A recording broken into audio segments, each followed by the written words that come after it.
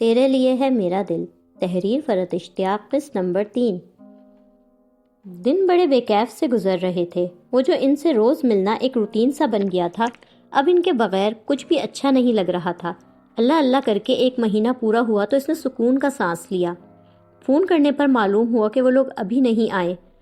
پھر وہ روز ہی فون کر کے معلوم کرتی اور ہر روز ہی اسے مایوسی کا سامنا کرنا پڑتا۔ یوں ہی کرتے 10 مزید روز گزر گئے۔ صرف 1 مہینہ اور 10 دن ان کے بغیر صدیوں کے برابر محسوس ہو رہے تھے۔ اس روز چھٹی کا دن تھا۔ وہ ناشتے کے بعد بے دلی سے اپنے کمرے میں لیٹی وقت گزارنے کی کوشش کر رہی تھی۔ اسی وقت حمیدہ نے اطلاع دی کہ اس کا فون ہے۔ وہ اندازے لگاتی کہ کس کا ہو سکتا ہے، لاؤنج میں آ گئی تھی۔ دوسری طرف انکل کی آواز سن کر وہ خوشی کے مارے چیخ اٹھی تھی۔ اتنے دن لگا دیا آپ نے، میں آپ کو کتنا یاد کر رہی تھی۔ دوسری طرف وہ حیران ہو کر کہہ رہے تھے، اتنے زیادہ 2 دن نہیں لگے، صرف 1 مہینہ اور 10 دن ہی تو، زیادہ تو نہیں ہوتے؟ آپ کے لیے نہیں تھے، میرے لیے زیادہ تھے۔ آپ کا کیا ہے، آپ تو گھوم پھر رہے تھے، میں انتظار میں سوکھ رہی تھی۔ وہ اس کے روکھے ہوئے لہجے پر بے اختیار ہنس پڑے تھے۔ مجھے کیا پتا تھا میری بیٹی اتنی شدت سے مجھے یاد کر رہی ہے، ورنہ میں جلدی آ جاتا۔ خیر یہ بتاؤ، تم مجھ سے ملنے آ رہی ہو یا میں آ جاؤں تمہارے گھر؟ میں آ رہی ہوں ابھی فوراً۔ وہ جلدی سے بولی تھی۔ انہیں خدا حافظ کہتے ہی وہ فوراً ہی گھر سے نکل گئی تھی۔ ان کے اور اس کے گھر کے درمیان مشکل سے 10 منٹ کا واکنگ ڈسٹنس تھا۔ وہ بھی اس نے تیز قدموں سے طے کیا تو وہ 3-4 منٹ کے اندر ہی ان کے گھر پہنچ گئی۔ لاؤنج کا دروازہ کھول کر اندر داخل ہوئی تو وہ صوفے پر بیٹھے ٹی وی دیکھ رہے تھے۔ اویس فلور کشن پر بیٹھا اخبار کا مطالعہ کر رہا تھا۔ انگریزی اور اردو کے 3-4 اخبارات اس کے سامنے بکھرے پڑے تھے۔ اسے اندر آتا دیکھ کر وہ دونوں ہی اس کی طرف متوجہ ہو گئے تھے۔ کیا اسپیڈ ہے بھائی، ابھی تو پاپا جانی نے کارڈ لیس رکھا تھا اور آپ پہنچ بھی گئی۔ وہ مسکرا کر بولا، ویسے آپ دونوں کا ایک ہی جیسا حال ہے۔ یہ پاپا جانی رات کو 12 بجے آتے کے ساتھ ہی آپ کو فون کھڑکانے والے تھے، وہ تو میں نے روک دیا کہ انشاءاللہ صبح بھی ہوگی۔ کسی کے گھر فون کرنے کا یہ بڑا ہی آڈ ٹائم ہے۔ اس کی بات پر پاپا جانی جو اسے ہاتھ پکڑ کر اپنے برابر بٹھا رہے تھے بول پڑے، تم کیوں جل رہے ہو ہماری محبت سے؟ اسے فارغ کر کے وہ جالا کی طرف متوجہ ہوئے۔ کیسی ہے میری بیٹی؟ کچھ کمزور سی لگ رہی ہو، کیا بات ہے؟ وہ ان کی فکر مندی پر مسکرا دی اور تسلی دینے والے انداز میں بولی، میں بالکل ٹھیک ہوں۔ آپ لوگوں کا ٹور کیسا رہا؟ ٹور ایک دم شاندار، ہم دونوں دادا پوتے خوب گھومے، بہت سارے رشتہ دار بھی تھے، ان سے بھی میل ملاقات ہوئی اور خوب گھوما پھرا بھی۔ آپ تو اس سے پہلے بھی وہاں کافی مرتبہ گئے ہوں گے؟ ہاں، اس سے پہلے بھی کافی مرتبہ روم، پیرس جا چکا ہوں۔ اخلاق میرے کمرے میں جو بلیک کلر کا شاپر رکھا ہے وہ لے کر آؤ۔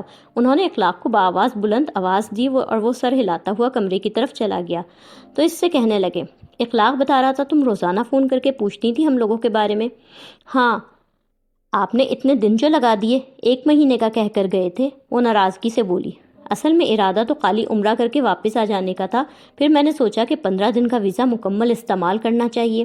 قسمت والے ہوتے ہیں وہ جنہیں اللہ کے در کی حاضری نصیب ہوتی ہے، اس لیے پروگرام سے ہٹ کر یہ اضافی دن مکہ مدینہ میں گزر گئے۔ اسی وقت اخلاق نے ایک بھاری بھرکم شاپر ان کے سامنے لا کر رکھا۔ اجالا کے لیے لائم جوس اور میرے لیے 1 کپ گرما گرم کافی جلدی سے لے کر آؤ۔ وہ بیگ میں سے سامان نکالتے ہوئے اس سے بولے، یہ پرفیومز میں نے تمہارے لیے پیرس سے خریدے ہیں اور یہ پینٹنگ بطور خاص تمہارے لیے خریدی ہے۔ ہم لوگ 2 دن کے لیے وینس بھی گئے تھے، میں نے سوچا تم آرٹسٹ بندی ہو، اس لیے کسی نادر اور نایاب پینٹنگ سے بڑھ کر تحفہ تمہارے لیے کوئی نہیں ہو سکتا۔ یہ پین بھی تمہارے لیے خریدا ہے، اب پتہ نہیں یہ چیزیں تمہیں اچھی بھی لگتی ہیں یا نہیں، بہرحال میں نے سوچا تم دوسری لڑکیوں کی طرح کاسمیٹک اور جیولری تو زیادہ استعمال بھی نہیں کرتی، اس لیے اس قسم کی کوئی چیز نہیں لی۔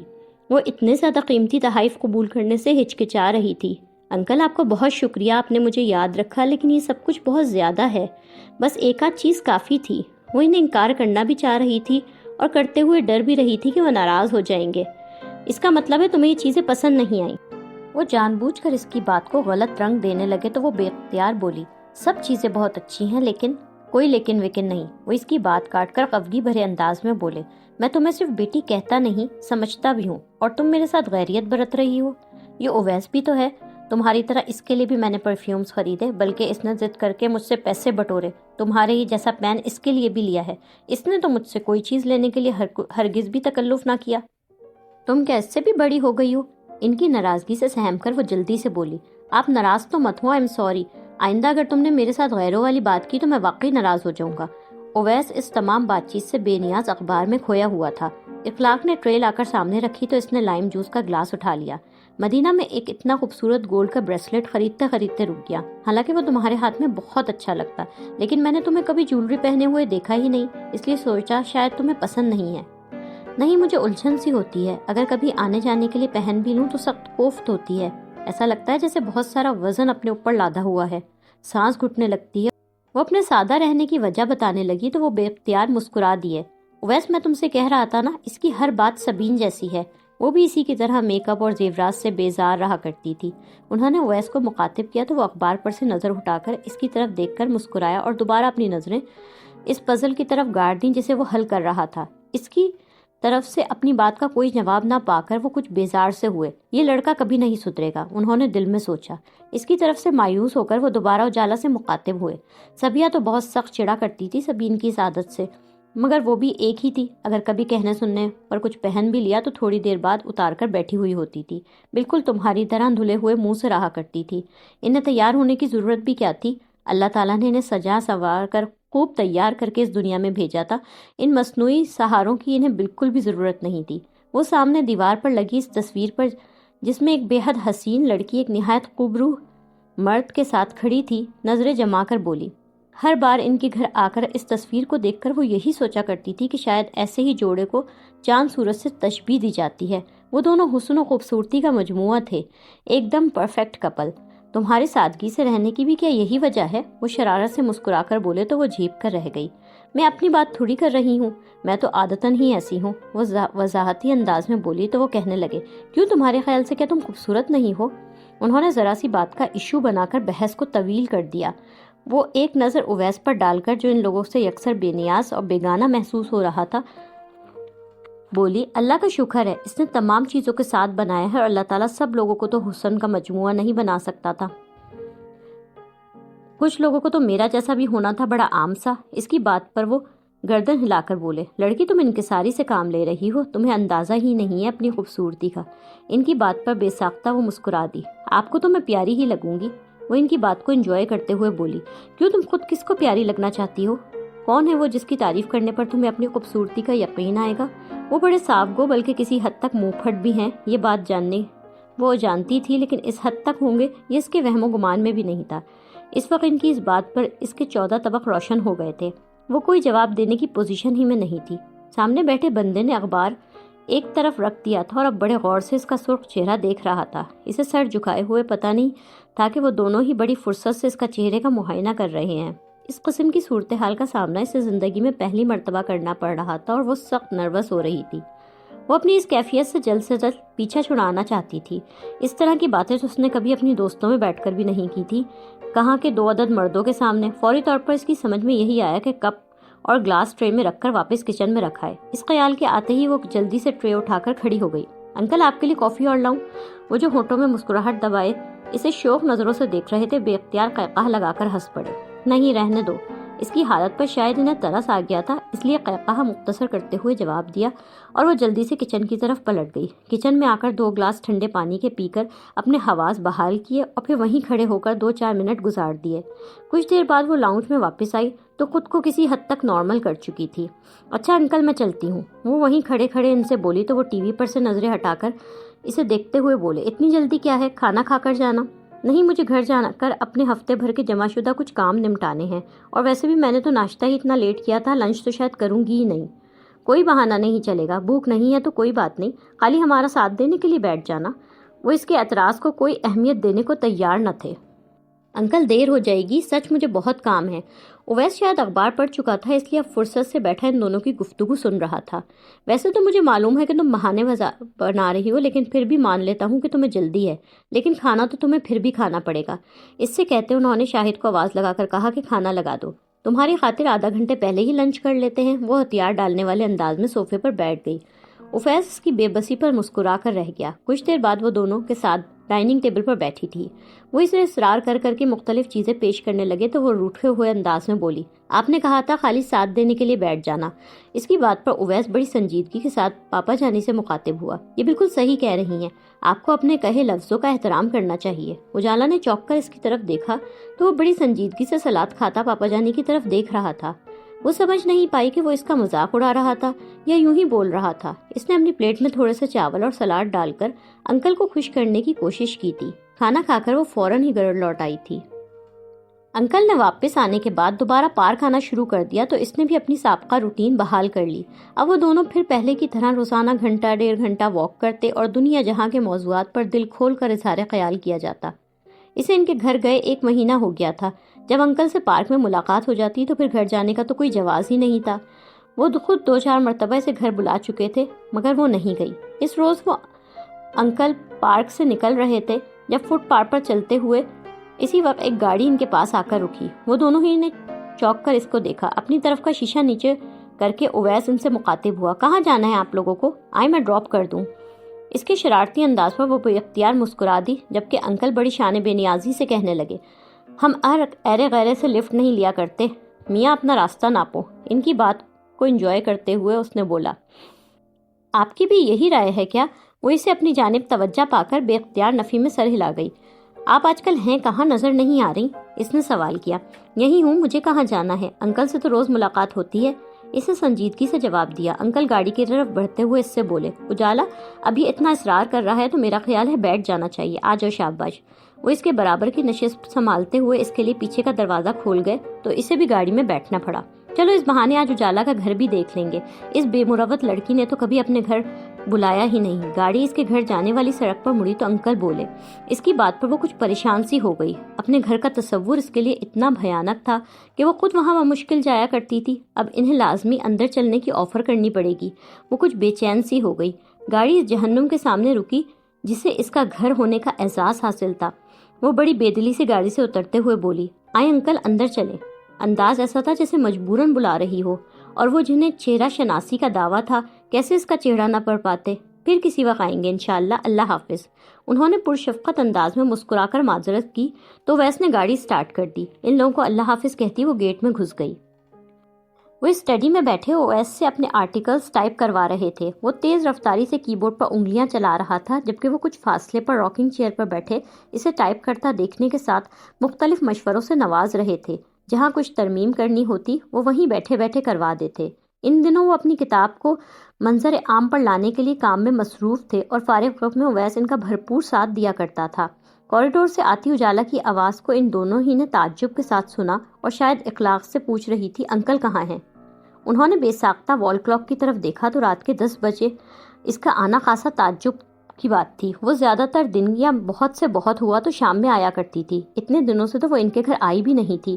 اتنے دنوں بعد آنا اور وہ بھی اتنی رات کے وقت اس کی آمد کی وجہ سوچنے لگے۔ انہیں خیال آیا کہ وہ آج شام پارک بھی نہیں آئی تھی۔ ویسے ان کی فکر و پریشانی سے لاتعلق ٹائپنگ میں مصروف تھا۔ اسی وقت وہ دروازہ کھول کر اندر داخل ہوئی۔ بیٹا اتنی رات کو آئی ہو، سب خیر تو ہے نا؟ اسے اندر آتا دیکھ کر سب سے پہلے یہی جملہ ان کے منہ سے نکلا۔ وہ ان کے سوال کا کوئی جواب دیے بغیر تیزی سے ان کی طرف آئی اور کارپیٹ پر ان کے بالکل سامنے بیٹھتے ہوئے ان کے گھٹنوں پر ہاتھ رکھ کر بولی، میں آپ سے ایک بات پوچھنے آئی ہوں۔ اتنی تہذیب یافتہ اور شائستہ لڑکی سے وہ یہ توقع کبھی بھی نہیں رکھتے تھے کہ وہ بغیر سلام کیے آتے ہی ایک عجیب سی بات کرنا شروع کر دے گی۔ انہوں نے غور سے اس کی طرف دیکھا تو وہ انہیں بہت بدلی ہوئی محسوس ہوئی۔ اس کی آنکھوں سے جھانکتی وحشت دیوانگی انہیں در حقیقت خوفزدہ کر گئی۔ اویس کی بورڈ اور مانیٹر سے نظریں ہٹائے اسی کو دیکھنے لگا مگر وہ اس کی موجودگی سے بے نیاز ان کے گھٹنوں پر اپنے ہاتھ کی گرفت سخت کرتے ہوئے بولی، آپ مجھ سے محبت کرتے ہیں؟ انہیں وہ اس وقت کوئی نفسیاتی مریضہ محسوس ہو رہی تھی۔ اس کی حالت تشویشناک تھی۔ اجالا کیا بات ہے بیٹا، کیا ہو گیا ہے تمہیں؟ آپ مجھ سے محبت کرتے ہیں یا نہیں؟ وہ ان کا سوال نظر انداز کر کے اپنی بات دہرانے لگی۔ یہ بھی کوئی پوچھنے والی بات ہے؟ ظاہر ہے میں تم سے بہت محبت کرتا ہوں۔ جھوٹ بولتے ہیں آپ۔ وہ اپنے سر پر رکھا ان کا ہاتھ جھٹک کر بولی، اگر مجھ سے محبت کرتے تو میرے بارے میں پوچھتے کہ میں کون ہوں، میرے گھر والے کون ہیں اور میں اپنے گھر سے اتنی بیزار ماری ماری کیوں پھرتی ہوں۔ وہ جذباتی انداز میں چیخ کر بولی، نہیں میری جان، میں تم سے بہت پیار کرتا ہوں۔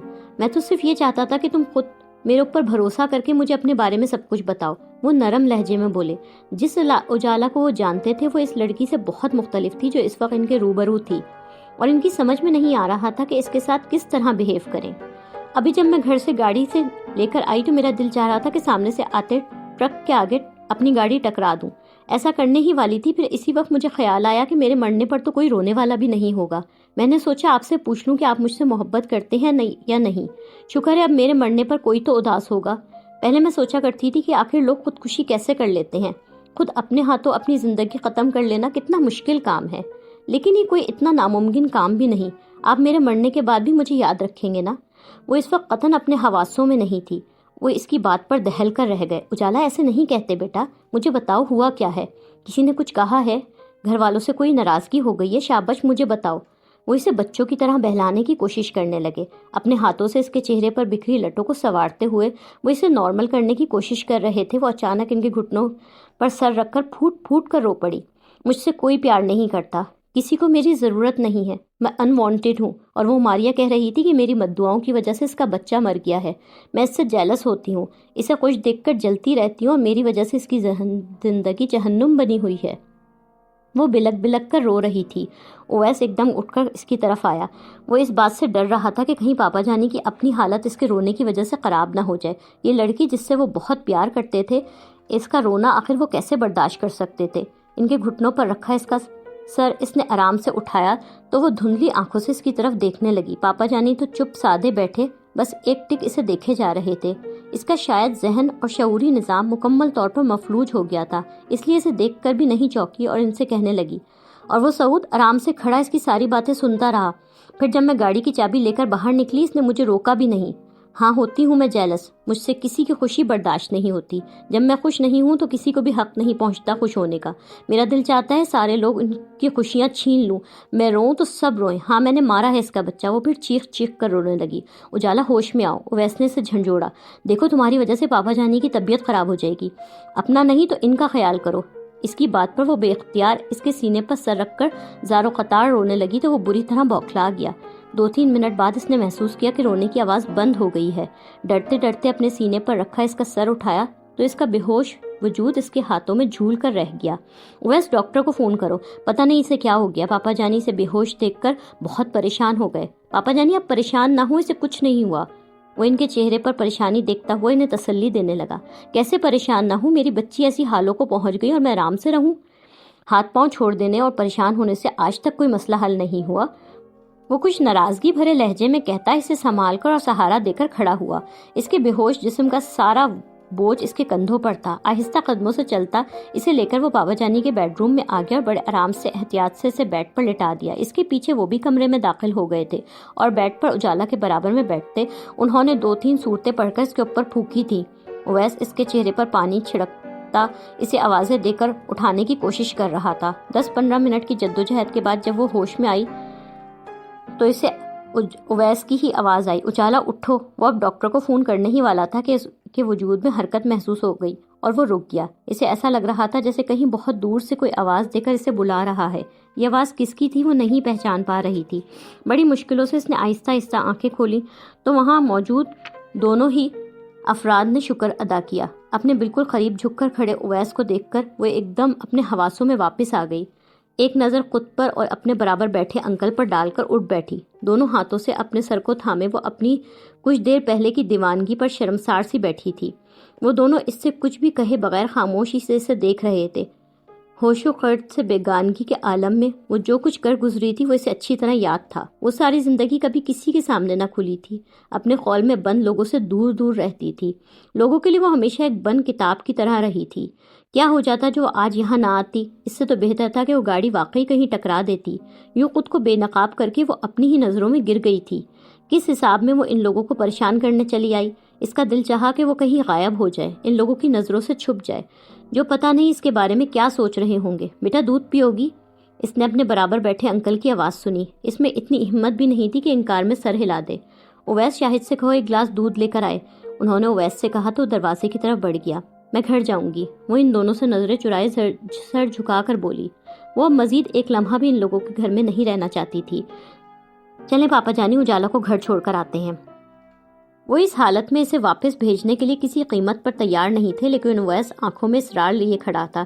اس کے چہرے پر دشت تاثرات ان سے پکار پکار کر کہہ رہے تھے کہ اب اس سے کچھ مت پوچھیں۔ وہ بڑی بے چارگی کے عالم میں بیڈ پر سے اٹھے اور اس سے بولے، چلو تمہیں گھر چھوڑ آتے ہیں۔ وہ اپنے وجود کو بمشکل گھسیٹتی بستر پر سے اتری۔ کھڑے ہوتے ہی اسے پورا کمرہ گھومتا ہوا محسوس ہوا اور وہ لہرا کر بستر پر گرنے ہی والی تھی جب دائیں طرف کھڑے اویس نے اس کا ہاتھ پکڑ کر اسے گرنے سے بچایا تھا۔ اس نے اپنا ہاتھ چھڑانے کی کوشش کی، لیکن اس کے ہاتھوں کی مضبوط گرفت کے آگے اس کی مزاحمت بیکار ثابت ہوئی۔ وہ اسی طرح اس کا ہاتھ پکڑتا ہوا کمرے سے نکل آیا۔ انکل ان دونوں کے پیچھے چلتے کسی سوچ میں ڈوبے ہوئے تھے۔ گاڑی کا دروازہ کھول کر اویس نے اس کا ہاتھ چھوڑ دیا تو وہ چپ چاپ بیٹھ گئی۔ اویس نے ہاتھ بڑھا کر دروازہ بند کیا اور ڈرائیونگ سیٹ کی طرف بڑھ گیا۔ انکل اس کے برابر والی سیٹ پر براجمان خود کو ایک دم بہت بوڑھا محسوس کرنے لگے۔ وہ کیا کرنے والی تھی وہ یہ جان چکے تھے، لیکن اب یہاں سے جا کر وہ کیا کرے گی یہ سوچ انہیں بہت پریشان کر رہی تھی۔ گاڑی سٹارٹ ہو گئی تھی اور اس میں بیٹھتے تینوں ہی افراد کسی نہ کسی فکر میں پڑے ہوئے تھے۔ میں آج کے بعد کبھی ان لوگوں سے نہیں ملوں گی، کبھی ان کے گھر نہیں آؤں گی۔ وہ اپنے دل میں ارادہ پکا کر چکی تھی، لیکن آج کے بعد میں ہوں گی تو کہیں جاؤں گی نا۔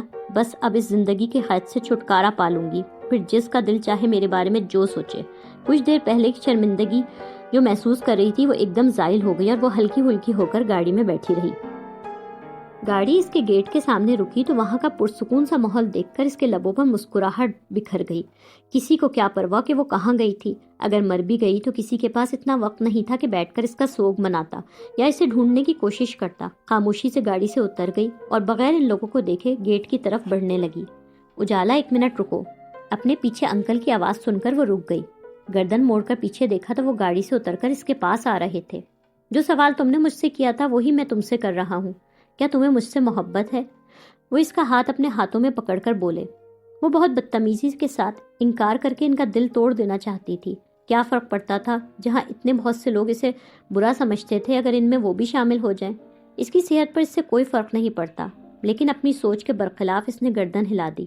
پھر میں تمہیں اس محبت کی قسم دے کر کہہ رہا ہوں، تم خود کو ہرگز کوئی نقصان نہیں پہنچاؤ گی۔ اجالا میری جان، میں اپنوں کو روتے روتے تھک چکا ہوں۔ اب مجھ میں کوئی دکھ، کوئی صدمہ جھیلنے کی ہمت نہیں بچی۔ اویس، اور تم ہی میری واحد پونجی ہو۔ اس عمر میں مجھے کوئی دکھ مت دینا۔ ان کی آنکھوں میں چمکتے آنسو ایک عجیب سے دکھ میں مبتلا کر گئے۔ اویس گاڑی میں بیٹھا ان دونوں کی باتیں سن رہا تھا۔ صرف میری خاطر تمہیں زندہ رہنا ہے، مجھ سے وعدہ کرو تم کوئی غلط حرکت نہیں کرو گی۔ ان کی محبت اس کے اندر کی سوئی ہوئی اجالا کو جگا رہی تھی، جو محبتوں کی متلاشی تھی، جو یہ چاہتی تھی کہ کوئی تو ہو جو اسے پیار کرے، بے حد اور بے حساب، جس کے لیے وہ بہت خاص ہو، جس کے لیے اس کا ہونا بہت اہمیت رکھتا ہو۔ اور اب وہ ہستی اس کے سامنے کھڑی تھی جس سے اس کا کوئی خونی رشتہ نہیں تھا، لیکن خونی رشتوں سے بڑھ کر وہ اسے چاہ رہے تھے۔ وہ کیسے انہیں مایوس کر سکتی تھی؟ بے اختیار اس نے گردن ہلا کر ان سے وعدہ کر لیا تو وہ مطمئن ہو کر گاڑی کی طرف بڑھ گئے۔ جب تک وہ اندر داخل نہیں ہو گئی وہ لوگ وہیں موجود رہے تھے۔ میں اپنے ماں باپ کی انچاہی اولاد ہوں، ایک ایسی اولاد جسے اس کے والدین نظر انداز کر دیں۔ جس گھر میں اس نے آنکھ کھولی وہاں کسی کو میری ضرورت نہیں تھی، میرا وجود وہاں کے مکینوں کے لیے باعث زحمت تھا، لیکن صرف دنیا والوں کے لیے بظاہر کلچرڈ اور مہذب انسان اندر سے وہی روایتی مرد تھا۔ انہیں دنیا میں اگر کسی سے محبت تھی تو ان کی ماں، ہماری دادی، جو پوتے کھلانے کے آرزو میں دن گن گن کر گزار رہی تھی۔ اپنے اکلوتے بیٹے کا ولی عہد دیکھنا ان کا اولین اور دیرینہ خواب تھا، لیکن خدا کی خدائی کے سامنے ان کا کچھ زور نہ چلا اور میری ممی کے ہاں پہلی اولاد بیٹی پیدا ہوئی۔ دادی بہت ناراض ہوئی تھی، لیکن ڈیڈی نے انہیں سمجھا بجھا کر منا لیا کہ اگلی بار ضرور ان کے ہاں بیٹا پیدا ہوگا، لیکن خدا کو تو کچھ اور ہی منظور تھا۔ صبا آپی کے بعد ہنا بچوں کی پیدائش نے دادی کے ساتھ ساتھ ڈیڈی کو بھی آگ بگولا کر دیا۔ ان دونوں نے مل کر ممی پر زندگی تنگ کر دی، انہیں ہر طرح کی اذیت دی گئی، تانے اور دھمکیاں دی گئی۔ ڈیڈی کو اپنی دونوں بیٹیوں سے نفرت سی ہو گئی، وہ گھر آتے تو بیوی اور بیٹیوں کو برا بھلا کہتے، اپنے کمرے میں بند ہو جاتے۔ میری ممی تیسری بار پریگننٹ ہوئی تو وہ بہت ڈری ہوئی تھی۔ ان کے اس گھر میں رہنے کا دار و مدار اب صرف اس آنے والے ننھے مہمان پر تھا۔ بیٹی ہونے کی صورت میں انہیں اس گھر سے نکال دیا جانا تھا۔ ڈیڈی چیخ چیخ کر بے شمار مرتبہ انہیں طلاق دینے کی دھمکی دے چکے تھے۔ اللہ کو بھی شاید ممی پر ترس آ گیا، اس لیے اس بار وہ اپنے شوہر اور ساس کے سامنے سرخرو ہو گئی۔ ممی نے اس بار جڑواں بچوں کو جنم دیا، میں اور میرا بھائی سعود، جو مجھ سے 3 منٹ چھوٹا تھا۔ میں پیدائشی طور پر بڑی صحت مند اور ہٹی کٹی تھی اور سعود بڑا کمزور مریل سا بچہ تھا۔ ڈاکٹروں نے اس کی حالت دیکھتے ہوئے اس کی زندگی سے مایوسی کا اظہار کر دیا۔ تمام گھر والے ہر قیمت پر اس کی جان بچانا چاہتے تھے۔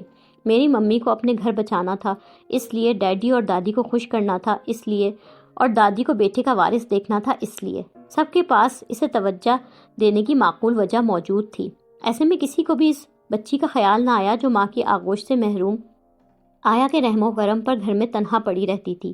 1 مہینے ہاسپٹل میں رہ کر جب سعود صحت یاب ہو کر گھر واپس آیا تو گھر میں خوشیوں کا سیلاب امنڈ آیا۔ وہ سبھی کا چہیتا اور لاڈلا تھا، لیکن ممی اور دادی کا بالخصوص۔ ممی سے ایک لمحے کے لیے بھی اپنی نگاہوں سے اوجھل نہ ہونے دیتی تھی۔ وہ ان کے لیے خوشیوں کا پیغام لے کر آیا تھا۔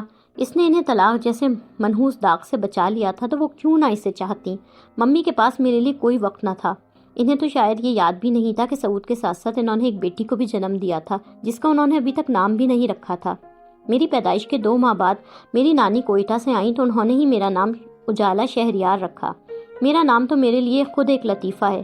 جس کی اپنی زندگی اندھیروں میں ڈوبی ہوئی ہو وہ اجالا کیسے ہو سکتی ہے؟ نانی نے ممی کو ان کی لاپرواہی پر سخت برا بھلا کہا اور ان کی غفلت کے بارے میں غصہ ہوئی، لیکن ممی نے اس سب کے بارے میں ان کو یہی کہا کہ میرے پاس اتنا وقت نہیں کہ میں اس کے لیے وقت نکالوں اور اسے توجہ دوں۔ میں پوری کی پوری آیا کے رحم و کرم پر تھی۔ اکثر آیا کو بھی یاد نہیں رہتا تھا کہ کسی بچی کو دودھ دینا ہے اور وہ مجھے دودھ دینا بھول جاتی۔ میں روتے روتے بلک بلک کر سو جاتی۔ نانی نے جب یہ ساری صورتحال دیکھی تو وہ مجھے اپنے ساتھ کوئٹہ لے گئی۔ نانی وہاں میرے ماموں کے گھر میں رہتی تھی۔ جسے اس کے ماں باپ نہ چاہیں اسے کوئی اور کیا پیار کرے گا، سو ماموں ممانی کا رویہ کوئی خاص اچھا نہ تھا میرے ساتھ۔ وہ محض نانی کی مروت میں میری اپنے گھر آمد کو قبول کر گئے تھے۔ ڈیڈی ہر مہینہ ایک قطیر رقم میرے اکاؤنٹ میں جمع کروا دیتے اور ممی کسی آتے جاتے بندے کے ہاتھ کپڑے اور کھلونے بھیج کر اپنی محبت کا اظہار کر دیا کرتی۔ نانی نے وہیں اسکول میں میرا ایڈمیشن کرا دیا۔ وہ مجھے بہت چاہتی تھیں، میرا بہت خیال رکھتی تھیں۔ انہیں بیٹی کی نالائقی اور لاپرواہی پر بھی بہت غصہ آتا تھا۔ وقت گزرتا رہا اور میں 8 سال کی ہو گئی۔ اس دوران ممی ڈیڈی کے ہاں ان کے نہ چاہنے کے باوجود بھی دعا پیدا ہو گئی۔ وہ مجھ سے 5 سال چھوٹی تھی۔ وہ ہو بہو دادی کی کاپی تھی، اسی لیے دادی سے بہت پیار کرتی تھی۔ اس کے پیدا ہونے کے کچھ ماہ بعد ہی دادی کا انتقال ہو گیا۔ میری 8ویں سالگرہ کے ٹھیک 1 ہفتے بعد نانی ایک رات ایسی سوئی کہ پھر اٹھی ہی نہیں۔ مجھ سے محبت کرنے والی واحد ہستی اس دنیا سے رخصت ہو چکی تھی اور میں اکیلی رہ گئی۔ کوئی پرائی اولاد کو کیوں اپنے پاس رکھتا، سو ماموں نے مجھے واپس کراچی بھجوا دیا۔ میری واپسی میرے گھر والوں کے لیے صرف اتنی اہمیت رکھتی تھی کہ مجھے ایئرپورٹ پر ریسیو کرنے کے لیے ڈرائیور کو بھیج دیا گیا۔ میری واپسی سے میرے گھر والوں کو کوئی خوشی نہیں ہوئی تھی۔ میں ممی کے گلے لگ کر ان کی خوشبو محسوس کرنا چاہتی تھی، مگر انہوں نے دور سے میرے سلام کا جواب دے کر میری خیریت پوچھی تھی۔ ڈیڈی اور بہن بھائیوں کا رویہ بھی میرے ساتھ بہت برا تھا، جیسے میں کوئی آؤٹ سائڈر تھی جو اچانک ان کے گھر میں آ کر رہنے لگی۔ پتہ نہیں مجھے اپنے ساتھ لے جا کر نانی نے میرے ساتھ اچھا کیا یا برا۔ اگر وہ مجھے ساتھ نہ لے جاتی تو ہو سکتا ہے میری بھی اس جگہ گھر میں کوئی جگہ نکل آتی۔ وہ سب اتنے سالوں سے ایک ساتھ رہ رہے تھے، وہ سب ایک تھے اور میں بالکل الگ۔ میرے ماں باپ، بہن بھائی کو کسی کو میری ضرورت نہ تھی۔ دادی کی وفات کے بعد اب گھر میں ممی کا روب تھا۔ اب وہ کوئی ڈری سہمی سی عورت نہ تھی، ان کا بیٹا ان کی طاقت تھا۔ وہ سعود سے بے تحاشا محبت کرتی۔ اس کے آگے ڈیڈی اور ہم بہنوں کی کوئی اہمیت نہیں تھی۔ اگر سعود ان سے کہتا کہ آپ میری خاطر سمندر میں چھلانگ لگا دیں یا آگ میں کود جائیں تو وہ ایسا کر گزرتی۔ وہ اس کی محبت میں سب کچھ کر سکتی تھی۔ ڈیڈی اب صرف ایک بزنس مین تھے۔ 1000 کو لاکھ کیسے بنانا ہے اور لاکھ کو کروڑ، ان کی سوچ بس یہیں تک محدود تھی۔ انہیں گھر اور بچوں سے کوئی دلچسپی نہیں تھی، یہاں تک کہ سعود جس کی خاطر وہ ممی کو طلاق دیتے کا کہہ رہے تھے، انہیں اس میں بھی کوئی دلچسپی نہیں تھی۔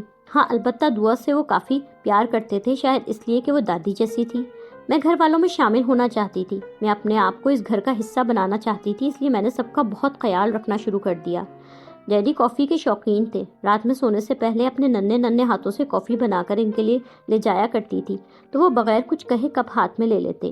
ہر بات یہ سوچتی کہ آج ضرور ڈیڈی مجھے پیار کریں گے اور کہیں گے میری بیٹی کتنی اچھی ہے، وہ اپنے ڈیڈی کا کتنا خیال رکھتی ہے، مگر یہ میری خواہش کبھی پوری نہ ہوئی۔ ممی کی محبت حاصل کرنے کے لیے میں نے سعود کا بہت زیادہ خیال رکھنا شروع کر دیا۔ مجھے پتا تھا کہ سعود میں ان کی جان ہے اور اگر ان کی جان کو میں پیار کروں گی تو وہ بھی مجھ سے پیار کریں گی۔ میں اپنی ساری پاکٹ منی اس پر خرچ کر دیا کرتی، اس کے اسکول کا کام کرواتی، اس سے بہت پیار کرتی، اپنی بہنوں کا کام نوکروں کی طرح دوڑ دوڑ کر کرتی کہ وہ مجھ سے باتیں کریں گی اور میرے ساتھ گھل مل جائیں گی۔ کافی حد تک میں صبا آپی اور ہنا بچوں سے مانوس بھی ہو گئی۔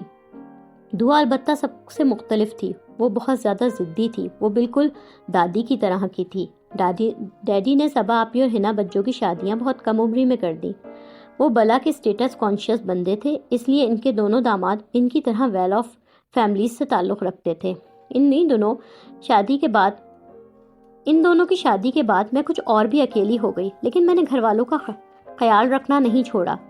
میں چاہتی تھی کہ وہ سب مجھ سے محبت کریں۔ میری عطایت گزاری پر دعا اکثر میرا مذاق اڑاتی تھی کہ تمہیں کسی مڈل کلاس گھرانے میں پیدا ہونا چاہیے تھا۔ دن گزرتے رہے، میں انٹر کر کے آرٹس اسکول میں آ گئی۔ انہی دنوں سعود کو ہماری چھوٹی خالہ کی ماریا سے طوفانی قسم کا عشق لاحق ہو گیا۔ ممی تو بیٹے کی خواہش پر دل و جان سے راضی تھی، لیکن ڈیڈی کو خالہ کا مڈل کلاس گھرانہ اپنے اکلوتے بیٹے کے شایان شان نظر نہ آ رہا تھا۔ لیکن اب ممی کوئی پہلے کی طرح ڈر جانے والی عورت نہ تھی، تو ڈیڈی کے آگے بیٹے کا مقدمہ لڑنے کھڑی ہو گئیں۔ آخرکار ڈیڈی کو ہتھیار ڈالنے پڑ گئے اور اپنے اکلوتے بیٹے کا رشتہ لے کر ایک 10,000 ماہوار کمانے والے ٹٹ پنجیے کے گھر جانا پڑا۔ ماریا خالہ اس رشتے پر بہت خوش تھی، سبھی کو پتا تھا کہ انہوں نے ہاں کرنی ہے۔ بیٹی کے اس زوردار عشق میں وہ برابر کی شریک تھی۔ انہیں اپنی بیٹی کے لیے ایسا ہی صاحب جائیداد اور اکلوتا خوبرو داماد درکار تھا، سو انکار کی کوئی گنجائش ہی نہیں تھی۔ لیکن ان کے جواب نے سب کو حیران کر دیا۔ ماریا کا رشتہ صرف اس قیمت پر دینے کو تیار تھی کہ میرا رشتہ ان کے بیٹے خالد کے ساتھ طے کر دیا جاتا۔ سعود کے لیے ممی اس پر یقین رکھتی کہ جنگ اور محبت میں سب کچھ جائز ہے، سو انہیں اس سودے میں کوئی برائی نظر نہ آ رہی تھی۔ خالد مکینیکل انجینئرنگ کر کے نوکری کی تلاش میں مصروف تھا۔ ایسا داماد ڈیڈی کے لیے کیسے قابل قبول ہو سکتا ہے؟ گھر میں پھر ایک نئی جنگ چھڑ گئی۔ ممی کو خالد میں ہر خوبی اور ڈیڈی کو ہر خامی نظر آ رہی تھی۔ رہ گئی میں تو مجھ سے اس سلسلے میں کسی نے کوئی پوچھنے کی زحمت ہی نہیں کی۔ سعود نے ڈیڈی کے انکار پر اشتعال میں گھر چھوڑنے کی دھمکی دی تو ممی روتے ہوئے میرے پاس آ گئیں اور کہنے لگیں کہ میں ڈیڈی کے سامنے اس رشتے میں اپنی پسندیدگی کا اظہار کروں اور انہیں مجبور کروں کہ وہ ہاں کر دیں۔ مجھے خالد سے کوئی دلچسپی نہیں تھی، میری تو اس سے بطور کزن بھی بات چیت نہ تھی، لیکن ممی کے دل میں اپنی محبت پیدا کرنے کا یہ موقع میں گنوانا نہیں چاہتی تھی، اس لیے ان کی بات مان کر ڈیڈی کے پاس چلی آئی۔ وہ میری اس بات پر بہت ناراض ہوئے، مجھے کلاس ڈفرنس کے عیب گنوانے شروع کر دیے۔ مجھے سمجھانے لگے کہ رشتے ناتوں میں کی جانے والی بلیک میلنگ انہیں بالکل پسند نہیں۔ وہ خالد کے متبادل بہت سارے بے شمار نام مجھے گنوانے لگے جن سے وہ میری شادی کروا سکتے تھے، جو میرے ہم پلہ بھی تھے، لیکن میں ان کے سامنے جم کر کھڑی ہو گئی اور جب تک ان سے بات منوا نہ لی وہاں سے ہٹی نہیں۔ خالہ اس رشتے کے طے ہو جانے پر بہت خوش تھیں۔ سعود کا ماریا کے ساتھ اور میرا خالد کے ساتھ نکاح کر دیا گیا۔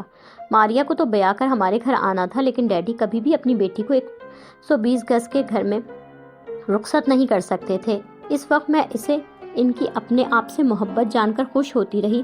آج سوچتی ہوں کہ خیال آتا ہے کہ وہ ان کی مجھ سے محبت نہیں تھی۔ سکندر شہریار خان کی بیٹی کسی معمولی گھر میں بیاہ کر جائے، ان کی ناک نیچی ہو جاتی اس بات سے۔ انہوں نے خالہ کا اسٹیٹس ہمارے برابر لانے کے لیے فوری طور پر اس کے امریکہ جانے اور اچھی جاب رہائش کا بندوبست کرنا شروع کر دیا۔ وہ وہاں ایک بہت ہی اچھی فرم میں اس کی نوکری کا انتظام بھی کر لیا۔ جتنے ڈالرز کی جاب اسے ڈیڈی کے توسط سے ملی تھی وہ اس نے کبھی خواب میں بھی نہیں سوچی ہوگی۔ وہ امریکہ چلا گیا اور خالہ کے گھر کے حالات بتدریج بدلنے لگے۔ ہمارے درمیان نکاح جیسے مضبوط بندھن قائم ہونے کے باوجود اس نے کبھی مجھ سے ملنے یا بات کرنے کی کوشش نہ کی۔ میں اس کے سرد و سپاٹ انداز پر حیران ہوا کرتی تھی۔ میرے سامنے ماریا اور سعود صبح شام ایک دوسرے سے فون پر لمبی لمبی باتیں کرتے اور وہ جس کے ساتھ مجھے زندگی گزارنی تھی میرے وجود سے لاتعلق تھا۔ اس کے اسی رویے کی بدولت میرے دل میں بھی اس کے لیے کبھی کوئی خاص فیلنگز پیدا نہ ہو سکیں۔ میں ان دنوں اپنے مستقبل سے ڈرنے لگی تھی۔ مجھے لگتا تھا میری زندگی بھی ممی ڈیڈی کی طرح ایک دوسرے کو نیچا دکھانے اور ذلیل کرنے میں گزر جائے گی۔ میں محبتوں کی متلاشی تھی۔ میں بس یہ چاہتی تھی کہ وہ جس کے ساتھ مجھے اپنی زندگی گزارنی ہے، چاہے وہ کوئی بھی ہو لیکن مجھ سے بے حد محبت کرتا ہو، میرا وجود اس کے لیے خوشی کا باعث ہو، وہ بن کہے میرے دل کی ہر بات سمجھ جائے، وہ امیر ہو یا غریب لیکن میری عزت کرے، مجھے سچا پیار دے۔ اور خالد میں مجھے ایسی کوئی بھی خوبی نظر نہیں آ رہی تھی۔ میں BFA کمپلیٹ ہوا۔ لائک، کامنٹس، شیئر کریں اور تازہ ترین اپڈیٹس کے لیے سبسکرائب کریں۔